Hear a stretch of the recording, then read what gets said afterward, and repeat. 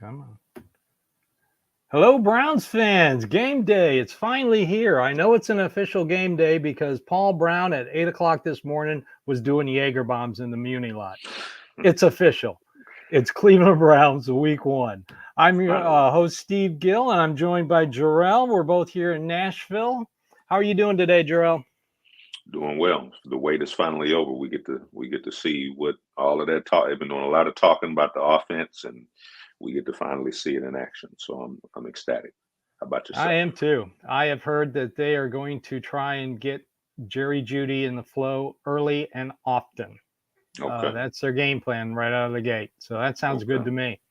Little news and notes. If anybody doesn't know, Dak Prescott got paid about 5 minutes ago. He agreed to a 4-year, $240 million contract. Don't know the details or the guarantees yet. I guarantee they'll come out a little bit later, but let's see how Dak plays today, knowing that he's an extremely wealthy man. What do you think about that contract? I think it's a dumb contract. I think it's all that talk about the Browns contract to Deshaun Watson being the worst. That's going to end up being a bad one because he's not. I just don't understand. The league used to be based on results. So you win Super Bowls, that kind of thing, you get paid. I remember when Joe Flacco, he got paid and he kind of, after they won a Super Bowl and he kind of went downhill, but you got a Super Bowl out of it. So I can kind of understand that. You haven't got nothing out of this Dak Prescott era. It's kind of reminiscent of the Tony Romo era. So if you got a chance to get out from under him after this year, why would you commit another 240 to him?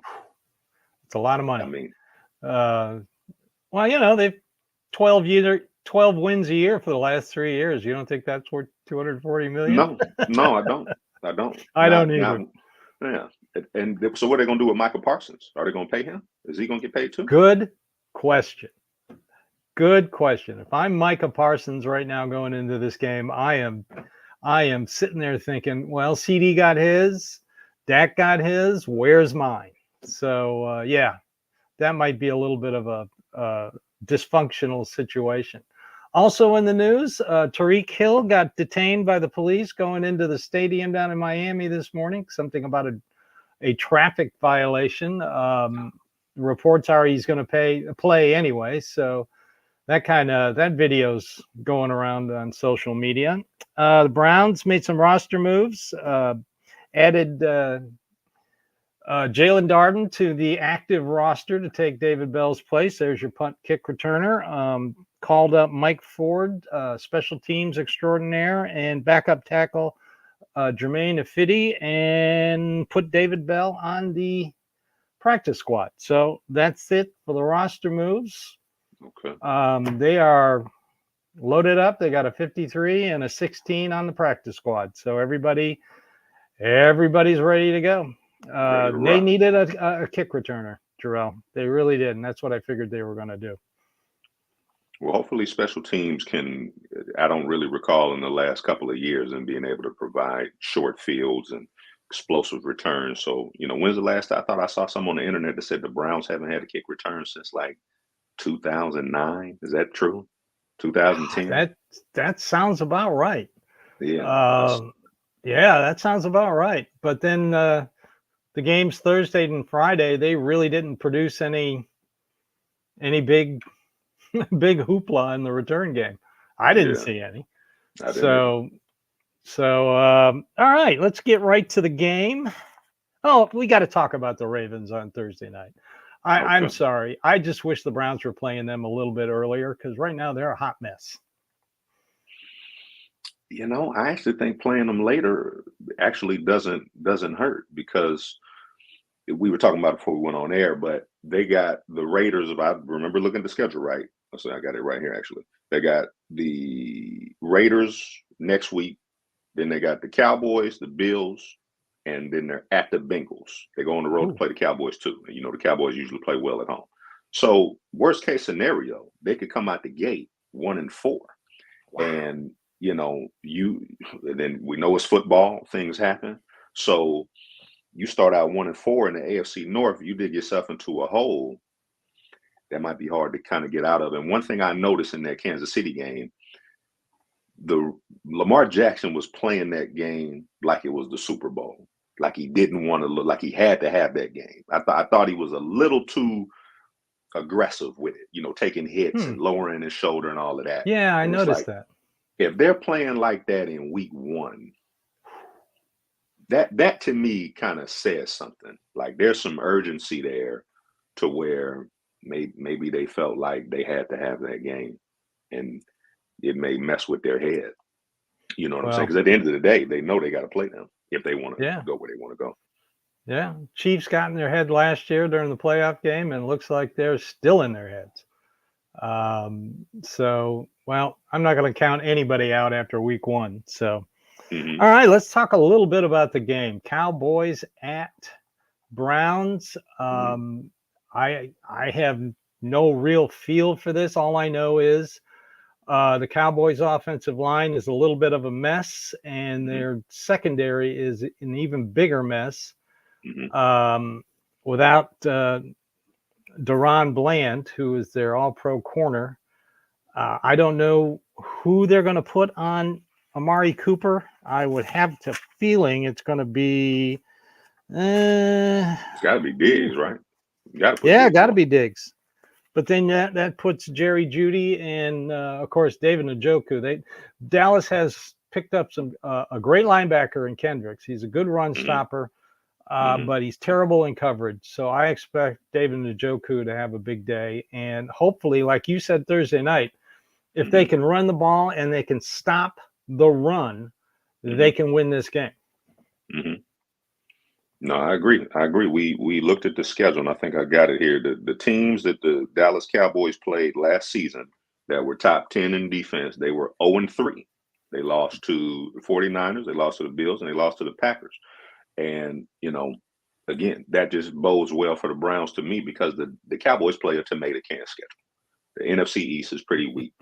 They don't really play anybody. So you got some heavy hitters on both sides. So if you're going to put your best corner on Cooper, if Jerry Jeudy is what he was signed to be, he should feast today. Same thing with Elijah Moore. If you got your 2s and 3s going against their backups, passing game, I'm going to go out on a limb and say it, passing game should look elite today. I don't want to hear nothing about rust or none of that because you're going against, if they're down a corner, an all-pro corner, there shouldn't be no excuses today. That's true. Let's take a quick break right here.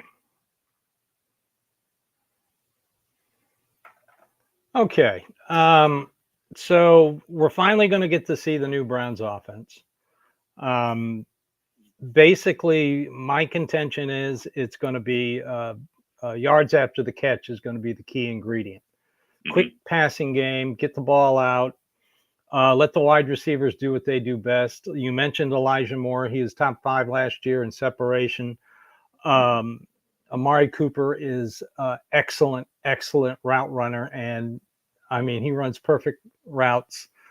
I'd like to see Jerome Ford catching a few passes. I don't want him to do what he did last year, dance too much behind the line of scrimmage. He was number 1 in yards lost behind the line of scrimmage for running backs last year, and that just doesn't bode well. But I have a feeling, even with Lawrence and Parsons, and they're going to line Parsons up everywhere. That just like last year, doesn't matter who the defensive coordinator is, that's how he feels comfortable, and that's what they're going to do. I have a feeling James Hudson is going to be your left tackle, and that scares me a little bit.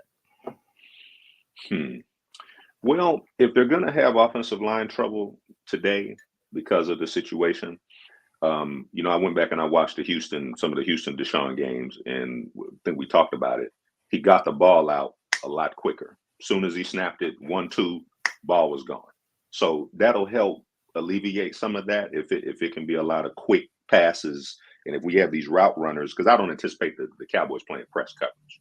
I really don't anticipate that. I don't think they have the corners to really do that. So if they do play, they're going to see a lot of zone, you think? Yeah. That's what I would. If they're down one of their all pros, Diggs is probably their best man corner. So if they can get the ball out quick and hopefully with the choice routes, him and the receiver can be on the same page. Just get that thing out of there and let them, let them go to work. Don't Okay, take any hits. so what do you think about the Browns defense today against this offensive line for the Cowboys? I mean, the Browns defense, I'm expecting them to pick off where they were, we'll say the Ravens game. You know what I'm saying? The defense did played a big role in keeping them in that game. So Yeah. they really shouldn't, I don't want to say where they picked off last year because they kind of, dropped off towards the end last year. But I expect them to be a top 3, top 5 defense. You got all 3 of your corners. They all can lock down. They can play press. You got your healthy defensive line. They made some changes to the linebacking core. I don't want the Cowboys shouldn't get more than 200 yards today, unless it's in garbage time, which they're very good at. They're good at garbage time. So, but if it's a nip tuck game, they shouldn't get more than 150. They shouldn't get more than 150 yards. Who's their running I'd love that.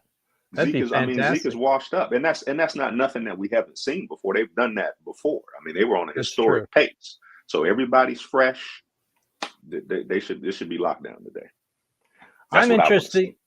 I'm interested to see how Jordan Hicks. He's obviously going to have the green dot today. It was reported Thursday, so I'm interested, and he knows Jim Schwartz's defense from their time together in Philly.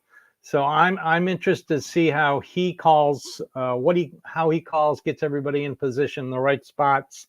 I really want to see what they do with Myles Garrett. I love what they did last year, putting them all over the field, over center. So I'm really interested in that. And I'm definitely interested in seeing Quentin Jefferson, our new guy in the middle next to Dalvin Tomlinson, and I hope Dalvin Tomlinson plays. He was listed as questionable Friday. He should play, though. I don't doubt it. And I'm hoping, Jim Schwartz loved that 3 safety look, and we've got our 3 safeties. So I want to see what he does with CD Lamb. I said in an article I had, which is out now, my preview article, I would put Denzel Ward on Cooks and just double CD Lamb, and yep. And then put a linebacker and a safety cover in their tight end, Ferguson, and just dare them to beat you. I mean, they're probably not going to be able to run the ball. I hope they shouldn't. They shouldn't. But that's how I would do it. But then again, I don't get paid big bucks for being a defensive coordinator. Jim Schwartz does. He's a genius. Well, no, that's what they used to do with Dion. Put Dion on your number 2 receiver. Just take him out the game. Double your number 1. So yeah, I like that philosophy. Yeah, that sounds like logical to me. But then I can be illogical. All right. Well, I know everybody out there is going to be anxious today. I'll be pacing and walking around the house watching the early games here in Nashville. There's only one, Titans at Bears. So I'll probably dial up a little illegal stream somewhere and watch a couple games. I'm hoping to catch the Bengals game and the Pittsburgh game. Jamar Chase was on the field practicing this morning. Doesn't look like, for the Steelers, it looks like Fields is going to be your starter. So, I got a feeling the Bengals are just going to roll New England, and I'm liking the Falcons against the Steelers down there in Atlanta. What do you think? The Steelers, the one frustrating thing about them, especially when they play NFC teams, they don't really struggle. And I don't really know, like Atlanta's offense, I don't know if they're going to be able to play consistently enough. So I wouldn't be surprised if the Steelers can steal that one. But on the flip side of that, I wouldn't be surprised if the Bengals lay an egg today. Wow. At home against New England? It wouldn't surprise me because Jacoby Brissett, he's played them before. He's not unfamiliar with them. Good point. Their defense, I think the New England's defense, that's not their weakness. So, if Cincinnati, the timing is off because, Chase hasn't been practicing, and T. Higgins isn't going to play. Exactly. So, yeah, I can see your point. I'd love to see that. I would too. Yeah, that so would I wouldn't be surprised. So, Yeah, Well, as for the Steelers, they laid an egg last year, first game. They got drubbed by the 49ers they did. on the West Coast. But that's a different situation. They had to fly all the way out to the West Coast and play a late game. That's totally different. You know, the Browns are the same way on the West Coast. They go out there, and no matter what kind of team they have, they usually end up getting beat. So that's I an thought they got exception. beat at home. I thought that was a home game. Pittsburgh Was lost that a home to the game? 49ers. Yeah, I think they got beat down at home. Well, I take all of it back. You know, I had predicted that Mike Tomlin wouldn't have a winning season. Then he goes out and has a winning season with probably three of the worst quarterbacks known to man. And, you know, that's, you got to give Tomlin his props. He finds a way to win, but man, I just wish they'd just have a losing season once under him. You might get your wish this year. You might. I hope so. All right, everybody. I know everybody's anxious. Muni Lot is busy. They were lining up yesterday at 8 a.m. to get into the Muni Lot. That's dedication, folks. That is. Also, I got to mention real quick, a sponsor we have here, Hemisphere Coffee. They shake the hands of the farmer. I used to own a coffee shop. My wife and I did. And our roaster had a great relationship with the people he bought the beans from. It makes good coffee, makes great coffee. So if you know who you're getting your product from and you have a good relationship, you're getting good product. Right now, if you buy 3 bags or a 5-pound bag, you get free shipping.